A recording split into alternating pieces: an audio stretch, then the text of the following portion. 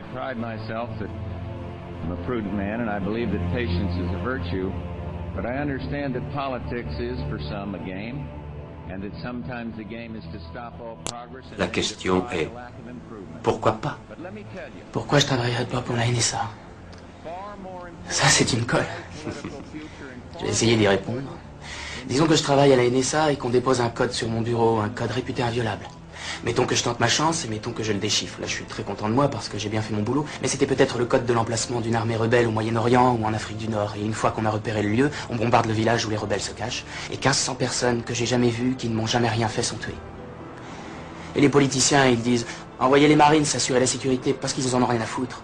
C'est pas leurs gosses qu'ils envoient se faire descendre. Comme eux, ils sont jamais allés au feu parce qu'ils étaient tous planqués dans la garde nationale. C'est un pauvre môme de Boston Sud qui se prend un shrapnel dans les fesses. Et il revient pour apprendre que l'usine où il travaillait s'est exportée dans le pays d'où il vient d'arriver. Et le mec qui lui a filé le shrapnel dans le cul, c'est lui qui a son job. Parce qu'il bosse pour 15 cents par jour sans pause pipi. Maintenant, il comprend que la seule raison qu'il y avait de l'envoyer là-bas, c'était de mettre en place un gouvernement qui nous vendrait le pétrole pour pas cher. Et bien sûr, les compagnies pétrolières exploitent le conflit qu'il y a eu pour faire monter leur prix et se faire du même coup un beau petit bénéf. Mais ça aide pas mon pote qui travaille pour des clous. Ils traînent un max à livrer le pétrole, bien sûr. Peut-être même qu'ils vont employer un alcoolique comme capitaine, un buveur de martini qui s'amuse à faire du slalom entre les icebergs, jusqu'au jour où il en frappe un, le pétrole se déverse et ça tue toute vie dans l'Atlantique Nord.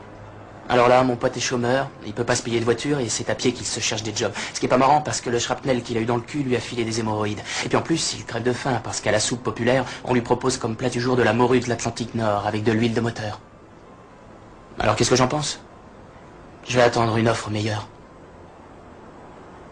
Je me dis, putain, je ferais peut-être aussi bien de descendre mon pote. Prendre son job, le filer à son pire ennemi, faire monter les prix, bombarder, tuer des bébés phoques, fumer de l'herbe, m'engager dans la garde nationale. Et puis je serais peut-être élu président.